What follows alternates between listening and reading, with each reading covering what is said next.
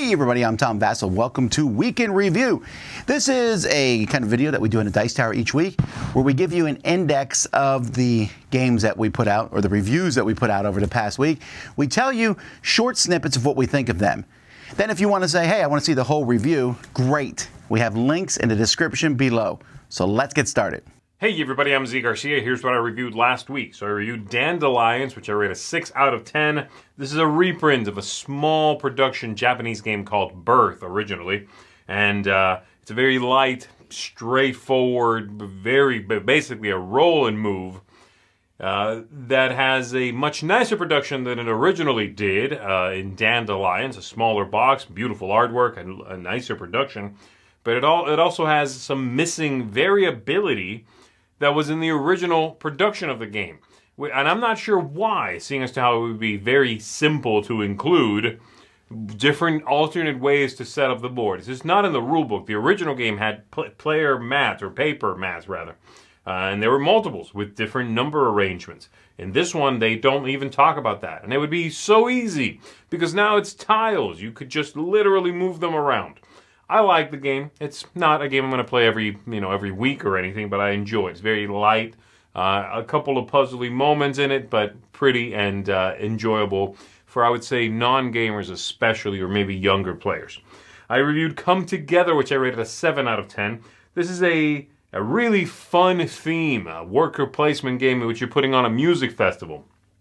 I liked it a lot. I liked the trappings, the idea, what you are doing in it. It doesn't get a higher score from me because I think the game gets in its way some of the time. Some of the mechanisms could have been smoother. In a pursuit for originality, I feel they lost a little clarity. And that's the main thing that holds it back for me personally, but I like what's going on in it. And then I reviewed Marvel Remix, which I rate a 7.5 out of 10. This is a reworking of Fantasy Realms, and it's a very similar game in which you're collecting a hand of cards and scoring those, trying to get good combinations. Very quick, and the theme here really works for me. I think a lot of people are possibly burnt out on Marvel themes at this point. In this one, I find it lighthearted, comes together well. I like some of the neat ideas in it, like having a character that evolves into a different character in your hand. So you take the card and turn it upside down and put it back in your hand. The whole thing is breezy, enjoyable. There's a lot of scoring, and it would definitely get a higher score from me if they would release a scoring app that I could download on my phone, which they did have for Fantasy Realms. So fingers crossed. But as of right now, yeah, 7.5. I do enjoy it. This is a keeper for me personally. And that's it for me. I'll see you on the next one. Hi, this week I reviewed the game Hadara, a game for 2 to 5 players who have to develop their own civilization by recruiting people from different ethnicities and historical periods.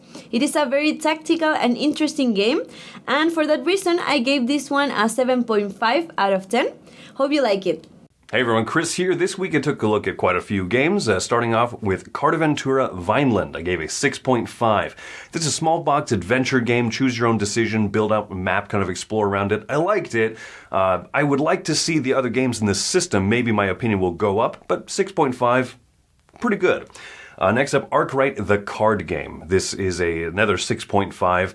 I like so much about it. The problem I have with it, this very economic thinky game. There's not a lot of positive interactive moments, and there's also just the math is so opaque and out front that it kind of slows down the game. Very fun, but 6.5. Next up, Nightmare Productions, a 7.5. This is a Knizia horror movie-themed auction game. I like the auction, I like the economy, I like the silly theme. I wish to have seen a little bit more silliness, but very fun, so 7.5.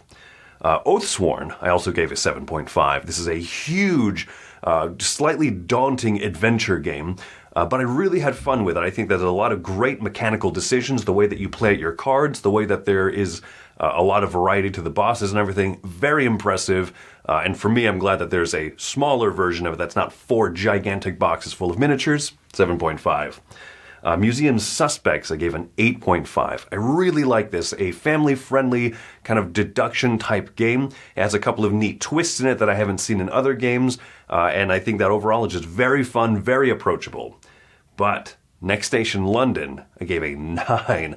I really am wild about this flip and right type game as an open map, and you are just kind of connecting subway stops one to another. It feels like no other roll and right, flip and right style game that I've played, and I am a huge fan of it, really recommend it. And then of course lastly, Ready Set Bet, I also gave a 9. Ready Set Bet is one of the most rambunctious and exciting games I've played in a long time. It has the same energy as Captain Sonara, so if you're looking for something like that, that would be a fantastic big group game. Definitely recommend it. Gave a 9 to Ready Set Bet, and that's been my week. Working here, and I took a look at Dandelions with Camilla and Z, a super calm area control game where you roll dice and place the pieces out and try to control areas and score the best points as you're going around this little board, floating as little dandelions. Make sure to check out that review. That is a 5.5 from me. It's an inoffensive game, but not something that I'm really going to go back to. So you can check that video out, and that's basically what I did. Hello everyone, this week I reviewed Sonara, a flick and right game from Pandasaurus Games. I was super excited about this. I like roll and rights, flip and rights, a flick and right. This seems like a cool variant. Well, for me it didn't really work because it does get very lucky. You enjoy it for a few games and then it sort of starts to unravel a little bit. And it didn't quite work out as well as I'd hoped, which is a shame. And I gave it 5.5 out of 10. Alright, I took a look at 3 different games this week. First up was Museum Suspects, which I came in at an 8 for.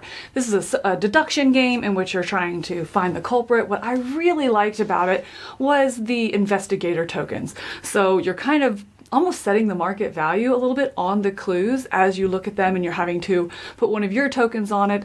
And do you want to lock people out of that clue or make it pretty open to everybody, but also maybe playing a little bit of getting in their mind where you're like, I want you to think this is really valuable, but it's not.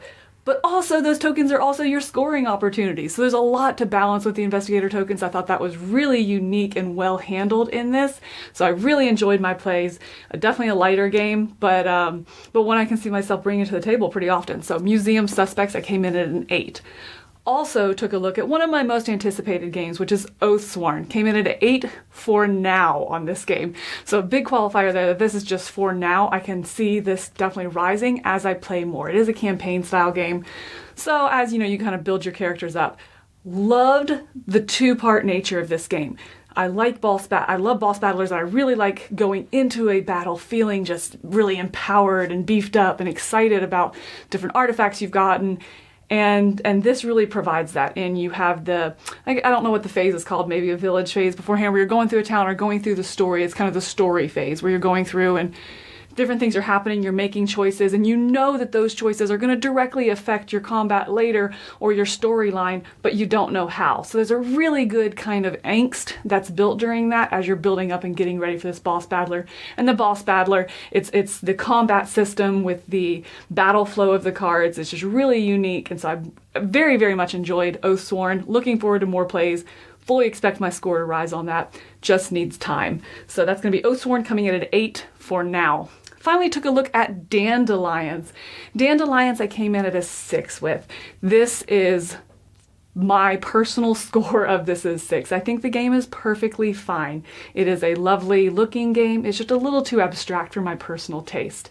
I think the scoring of this game is interesting, that there's 2 different ways you can score, so you're trying to balance those 2. Some of them you're looking at pip value, other ones you're looking at just area majority. And so you're trying to kind of balance those 2. I tend to just pick one of those scorings, hyper focus on it, and go through the game. So I think this is a game that I'm happy to sit down and play most of the time, but not one that I'm going to go to or pull out. So perfectly fine game, just a little too abstract for my taste. That's Dandelions. I came in at a 6. And that's it for me this week. Hi, I'm Wendy Yee, and this week I reviewed 5 different games. That's a ton for me. So the first game that I reviewed was Arkwright the card game. I gave this a 6 because it's a heavy economic-y game. There's only a tiny bit of interaction, but the interaction that there is I don't necessarily love. But it's definitely heavier, a lot heavier than I expected for the card game version of a game. Given Arkwright, I haven't played it, but it is a extremely heavier economic-y game.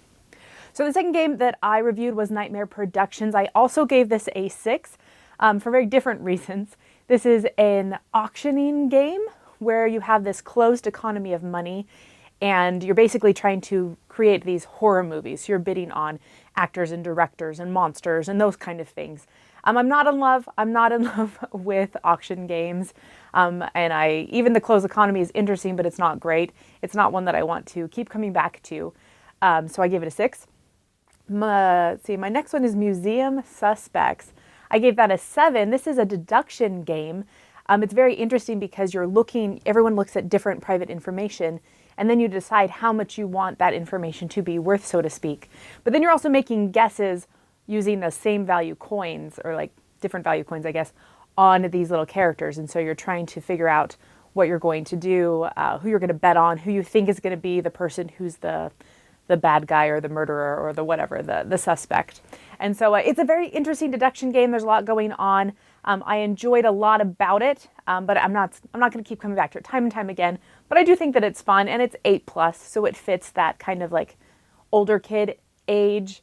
But also it kind of has that party game clue feel to it. So there's some interesting things going on with that, basically. The next one that I played was Next Station London. I gave it a 7.5. It's a flip and write or roll and write game, however you want to call it, about making subways. And it's got this cool free-formness to it, but there are 4 different tracks that you are completing. So you start with your blue pencil or whatever color, and you're building this track. And then later on, you have to switch to another track and start building that. But they can't cross over each other too much, but you get bonuses if they do interact at certain stations and stuff. So there's interesting things going on. Thought it was a lot of fun, so I gave that a 7.5. And then finally, the last game is Ready, Set, Bet. This is a game we played a ton at Gen Con. It was a lot of fun. And you're betting on horse races at real time. So someone is rolling dice, making horses move along a track, and you're betting on them on a board real time with everybody else. And so the bet's already out there, the multipliers of what you can get. But what I really appreciate about it is that you don't lose a lot of negative if you bet wrong. There obviously are negatives to that. You lose money if you don't bet correctly, but it's minimal and it's small and it doesn't break the bank. And so I appreciate that there's high reward, but not high risk. So that's a lot of fun. I had a great time this week reviewing games, playing games, absolute good stuff. So that was my week.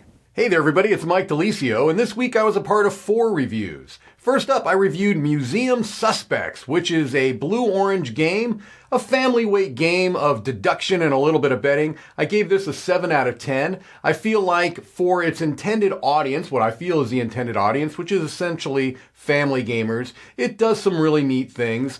I'm not sure that this is a game that I'm going to be pulling off the shelf very often and suggesting to play, but I do recommend it if you are looking for kind of an entry-level game into the deduction/betting genre.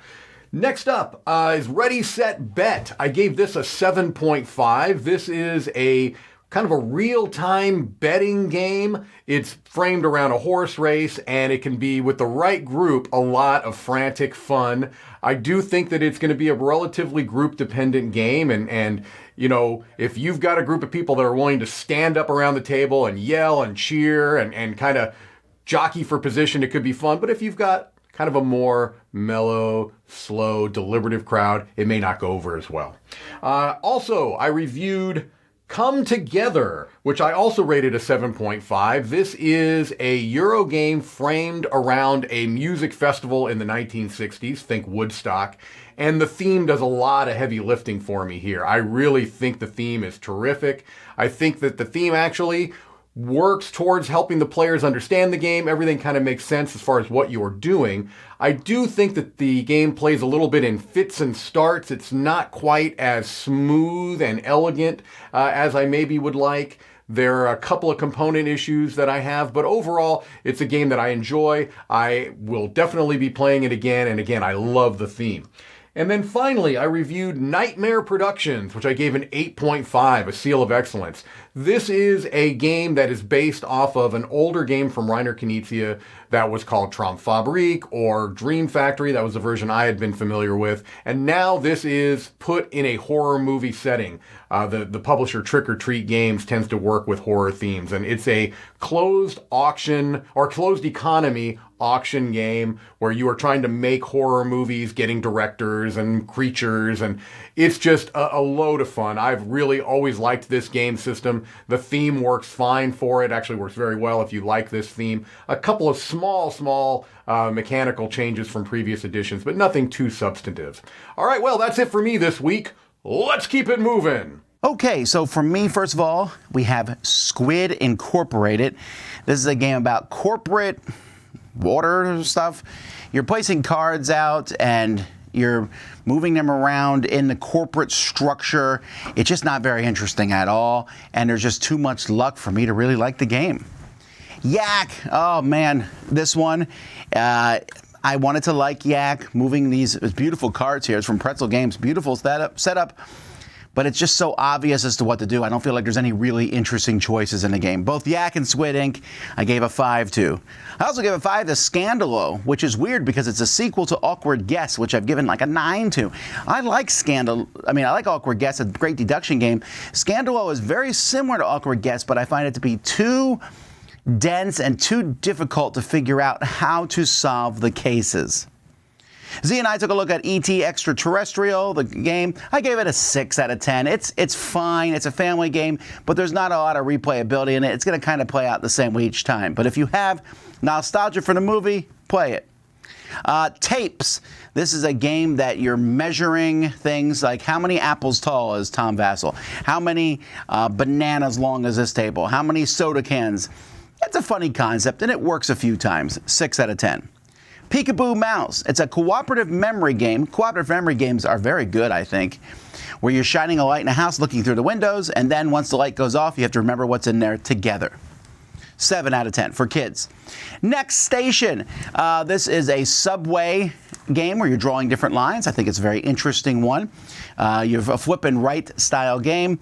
I like the concept. It's a lot of fun. 7.5.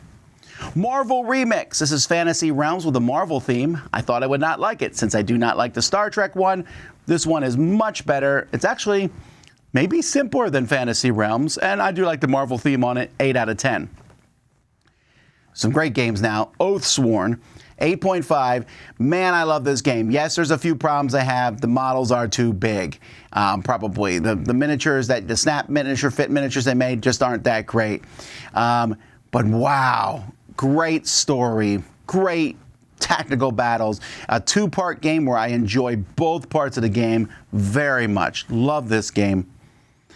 Nightmare Productions. This is the very opposite in the sense of Reiner Knizia game, a remake of the game Traum Fabric, which you're making movies, placing out tiles, bidding. But I love the auction game from Reiner Knizia, where when you win an auction, your money goes to everybody else. A lot of fun, and a fun terror movie theme.